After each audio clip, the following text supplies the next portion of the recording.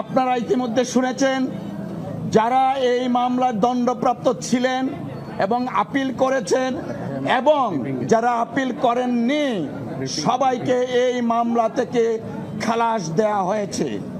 আমরা মহান আল্লাহ তাআলার দরবারে শুকরিয়া আদায় করছি জনাব তারেক রহমান সাহেব আজকের এই রায়ের মাধ্যমে ন্যায় বিচার পেয়েছেন।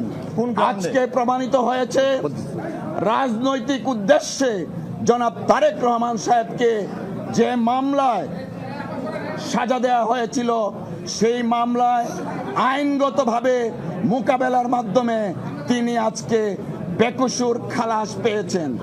আমরা আরেকটা কথা একটু বলতে চাই, তা হলো প্রথমেই বলেছি গত 2 দশক যাবৎ এই 21শে আগস্টের মামলাটা বাংলাদেশের রাজনীতিতে ডমিনেট করেছিল এবং